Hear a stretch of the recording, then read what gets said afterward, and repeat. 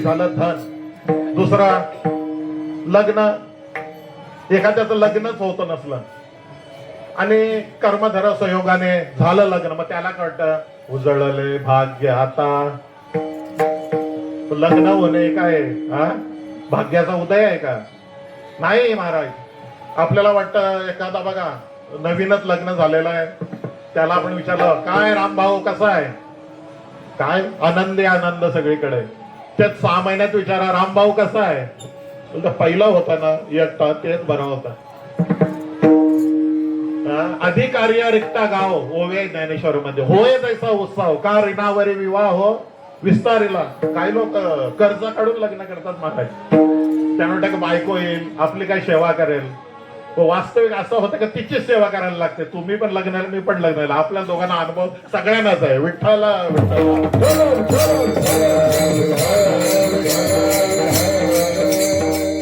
म्हणजे लग्न करून पाय भाग्य नाही, भाग्य नाही. आपल्या वाटतो फक्त वाटतं असं वाटतं की त्या बायकोच्या दूर पळाल्या बरं म्हणून दिंडीला महिनाभर विठ्ठला विठ्ठला.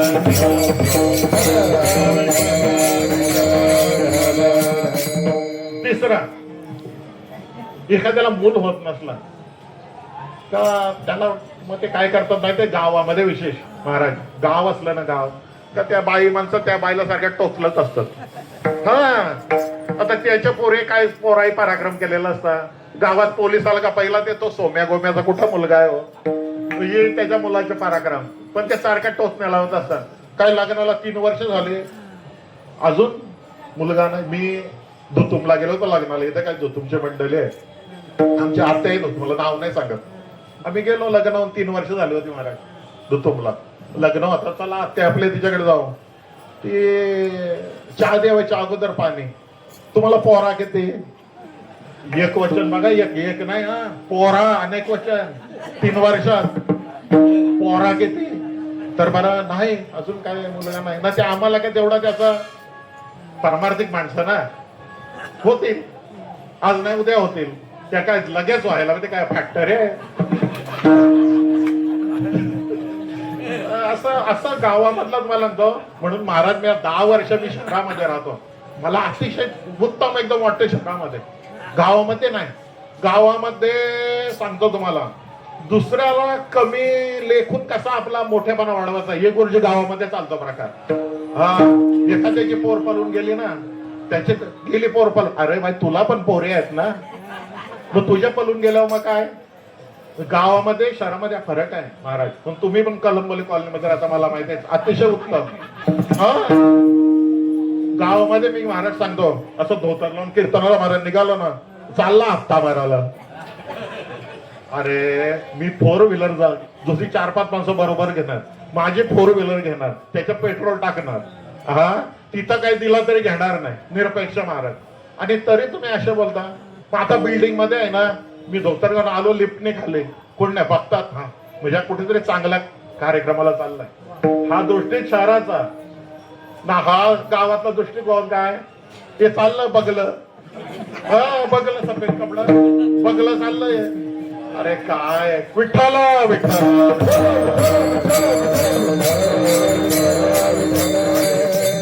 गावामधला नाही शहरातली मानसिकता महाराज. म्हणून गावातल्या लोकांची प्रगती होत नाही. कारण ते इतरांना खेचाखेची करण्यात आयुष्य निघून जातो. खेकडा वा वाका उत्तम दर दिला खेकड्याचे जात. शहरामध्ये तसं नाही. कुणाचे कोणाला पडलं नाही. माझे शेजारी आहेत त्यांना काही नाही माझ्याशी पडलेलं मला त्यांच्याशी काय पडलं नाही. विठ्ठला विठ्ठला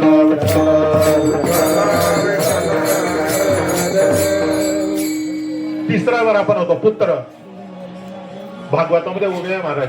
पुत्रापासून सुख प्राप्ती माता पित्रे होईल म्हणते. शेखी लेखी अंगुष्ठा दावेती केवळ भ्रांती मोह. आता तुम्ही एवढे इथे बसलेत सांगा पुत्रापासून कुणाला आनंद आहे?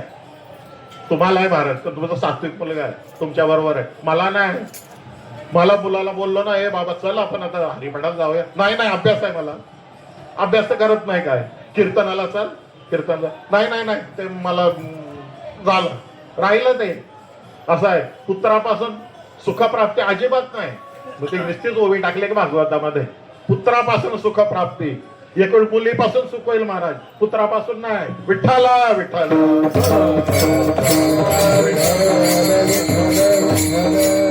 भाग्य तरी नो हे धन पुत्र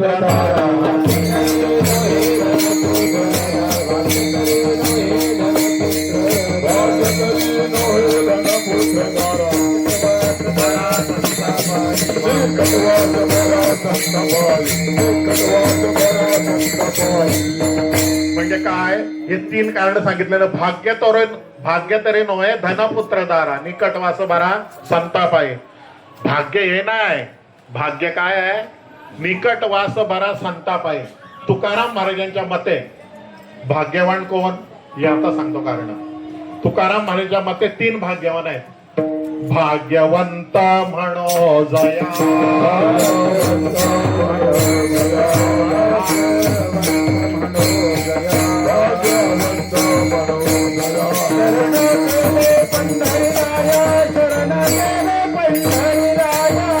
भाग्यवंत म्हणो जया, शरण गेले पंढरी राया. शरण गेले पंढरी. कोण भाग्यवान आहेत? जे पांडुरंगाला शरण गेले ना, जे पांडुरंगाची भक्ती करतात, पांडुरंगाची वारी करतात, ते भाग्यवान महाराज. समजलं का महाराज? असं आहे, जीवनामध्ये 4 गोष्टी आवडाव्यात आणि 4 गोष्ट आवडू नये. आवडे पंढरी भीमा पांडुरंग, आवडे पंढरी भीमा पांडुरंग, भागालिंग पुंडलिक.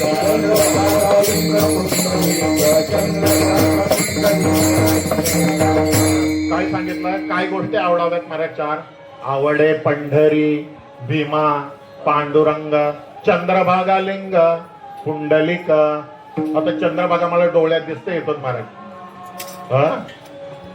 सकळ ही पापे गेली दिगंतरा. गाऊ नका, गावात बसलं ना मला सांगता येणार नाही पुढचं, त्याच्यात सगळं वेळ निघून जाईल. सकळ ही पापे गेली दिगंतरा, चंद्रभागा डोळा देखलिया.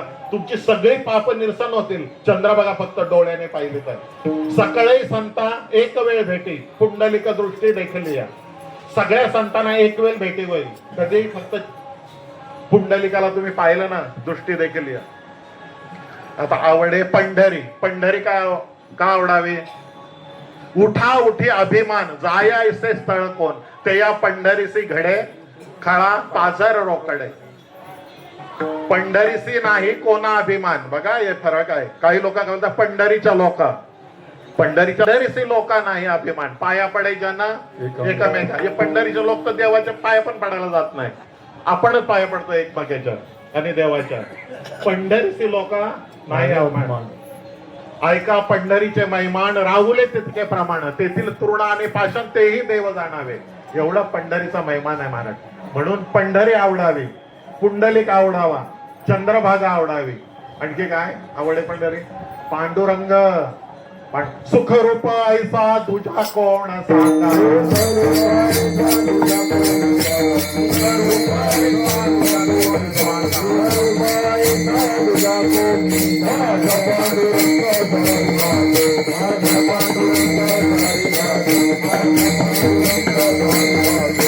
काय वर्णन करावं, काय वर्णन करावं? देखिला देखिला माये देवांचा देव.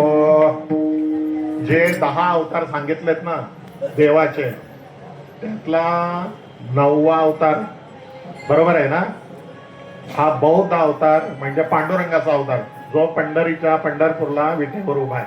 आणि पुढचा अवतार आहे कलंकी 10वा, पण त्याला भरपूर लाख कितीतरी वर्ष बाकी आहेत, अजून पुढे होईल तो. आता जो देवाचा अवतार चाललाय, म्हणून पांडुरंगाची भक्ती करा महाराज, पांडुरंगाची भक्ती करा. कारण त्यात सर्व सुखाचे आगर बाप रखुमादेवीवर. पांडुरंग बस, याच्याशिवाय तरणोपा नाही. विठ्ठला विठ्ठला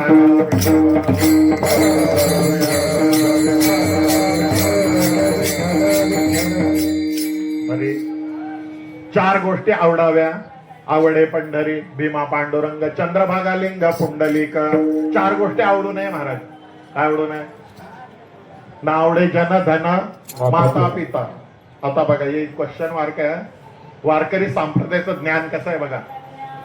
तुम्ही म्हणाला अरे हे काय महाराज असं तुम्ही बोललात, ना आवडे जन, ठीक आहे. जन का नको. आता गावातलं सांगितलं ना, हा तुका म्हणे जन दुतोंडी रास आवदास आहे. हे लोक काय दोन्ही बाजूनी बोलणार आहेत, म्हणून लोकापासून दुरा. धन हे सांगितलं. माता पिता, तो महाराज तुम्ही म्हणता नावडे माता पिता, इथे ओव्या द्यायचे सकळ तीर्थांची धुरे जे का माता पितर आहे तिये सेवेचे किर शरीर आहे लोण की जय. मातृदेव भव, पितृदेव भव, आचार्य देव भव, अतिथी देव भव. हे काय नावडे जन धन माता पिता. मग तुम्ही म्हणालात माता पिता आवडत नाही तर सगळे नेऊन वृद्धाश्रमात टाकतील माता पित्याला. तसं नाही, याच्यात तर ज्ञानबाची मेख आहे. कोणते आई वडील आवडत नाही? जेने घडे नारायणी अंतराय होका माय बाप तजाविते. तुम्ही महाराज दुसरे कुठे पंथाला गेलात ना, त्यांचं एकच आहे, आई वडिलांची सेवा करा, आई वडिलांची सेवा करा. दुसरा येतोय काय सांगायला? असं आहे बस, एवढाच. आई वडिलांची सेवा करा, आई वडिलांची सेवा. अरे पण कुठले आई वडील? बाप दारुडा असला तर पोऱ्याने का बाटली नेऊन द्यायचे का त्याला? मी सेवा होईल का? दोघे नरकाला जातील. कुठल्या आई वडिलांची सेवा करायची? मग इतिहासातला काय पुरावे आहेत का याला? प्रल्हादे जनक बिभीषणे बंधू, प्रल्हादे जनक बिभीषणे बंधू,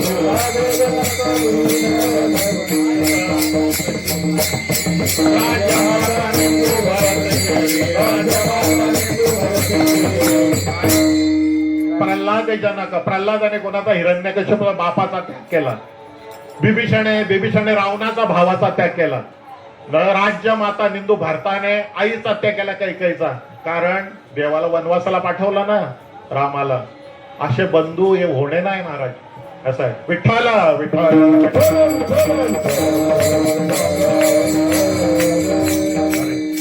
तुकाराम महाराज परमार्थाच्या सुरुवातीच्या स्टेप मध्ये असताना त्यांना स्वतःच्या उद्धाराची तळमळ लागली. काय मी उद्धार पावेना, काय कृपा करेल नारायण, ऐसे तुम्ही सांगा संत जन, करा समाधान चित्त माझे. आपल्याला उद्धार कशी होईल ही तळमळ आपल्याला लागायला पाहिजे.